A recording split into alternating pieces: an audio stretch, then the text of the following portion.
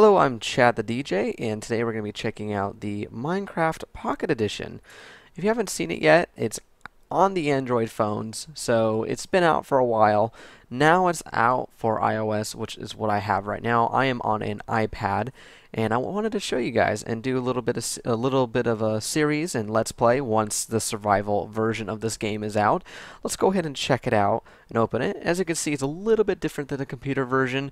We have three simple options: join game, start game, and options. First, I want to start by talking about join game. If you have a device that's running on the same Wi-Fi, you'll be able to see the server on the list here. As you can see, I have made like a little character called Notch. The usernames in the system do not go through Mojang's auth servers, so you can name yourself whatever you want. So I'm just testing right now on my iPhone and called my username Notch. So let's go ahead and join a server just real fast just to show you what it is. And on my iPhone it said Steve had just joined the game, as this is the first time I've opened this app. So it's pretty cool. So if you can play with a lot of your friends, I'm pretty sure this is cross-platform. So Android phones, you can actually do the same thing. Whoa, I am like spawned right in the middle of my username. There we go. So it looks like you can have some fun by playing with your friends on the same exact map. And that's just a pretty cool thing. That's a pretty cool feature.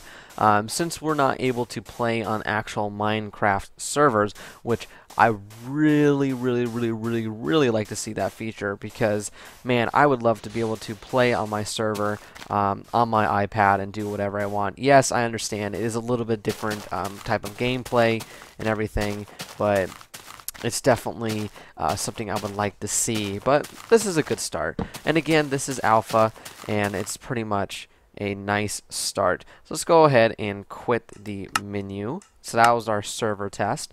And now let's actually start our own game. But let's check out the option to see what we can change here. By default, your username is Steve. I'm going to change it to something a little more original than that. I'm going to change it to my name, Chad the DJ. And server visible by default. That means if you want to have your server broadcast to Wi-Fi networks or any network that you're connected to, you can do that. I'm going to leave it on because realistically, if I'm on and one of my friends pop in, I don't mind. I'll love to play with a lot of friends, so I'll leave that on. I'm on an iPad too, so that is usually on. Off by default. I turned it on earlier as a test, but I have an iPad 2. I know it runs smoothly with on fancy graphics. If you have a slower phone or an iPad 1 or a slower Android device, you're probably going to be wanting to have that off just for frame rate, just making sure everything is good. So that's something you want to realize. And then also you can control the sensitivity. I am a person that likes it a little bit high, but not too high. And I know with a touch screen it's a little bit difficult, and I definitely want to have faster movements on a lower amount of space taken to do it.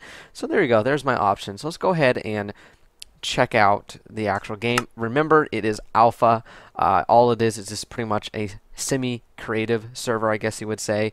So let's go ahead and create a new map. See, like I said, it is alpha. You might have some drops, but no worries. Just open right back up, click the same button. There you go. It works.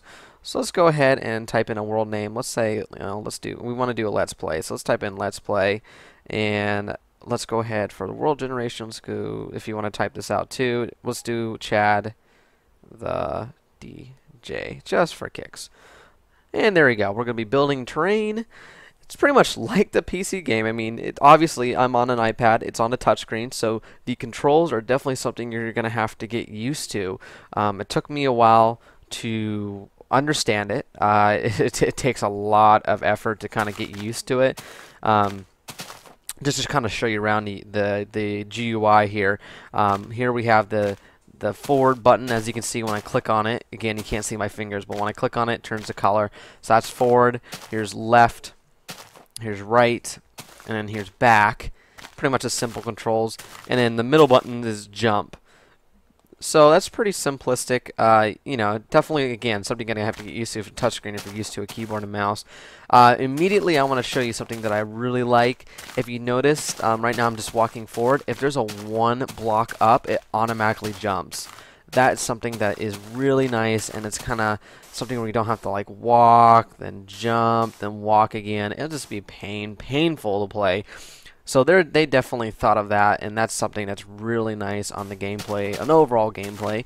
As you can see, we only have 3 blocks at the bottom. There's not the usual 8 down there, and that's something you're going to also have to get used to as well, since we have a smaller resolution.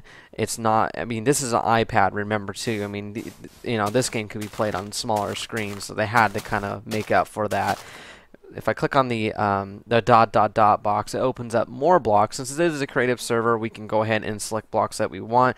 We have to realize that once we select it, it's not like I can drag and drop it in. It clicks it on the order, so I want wood, cobble, and a torch. It kind of, as you can see, it adds it in order. So say for instance I wanted to keep the wood in, but I wanted to add a brick, I have to add brick, and then I have to add the wood back in. So again, something you're going to have to get used to. I don't know if it's going to be changed or improved upon, but it's a good start in the meantime. If you do notice on this version, they have a blue flower. That's something that is not there on the computer versions, and it's only on iOS versions. So it's really cool, have some uniqueness about the game. So far I'm liking it. I've been playing for a little bit, but this is my first time actually doing a video on it. I want to build a house, and I'll just show you a little bit of the crafting abilities here. On the right hand right now, which if you're lefty, they have options for lefty flips, but I'm a righty. So on the right hand, so I'm going to go ahead, if you want to actually break a block, you just select the block and hold. And if you keep holding, you can actually start crafting and also destroying around you. So that's really nice that you don't have to kind of like lift your finger up per block. It kind of gives you a nice little area to break blocks and do stuff without having to do repetitive commands. Since again, we're not on a keyboard, we're on a touchscreen. If I want to place a block, I can just select, oh, I want some wood. So that's what she said. Anyways, so I'm going to go ahead. Oh, see, again, what you have to do is you have to tap it once on the block. Okay, tap it once. There you go. Tap, tap. So that's how you have to do that. It's a little bit difficult to get, but it just takes some getting used to.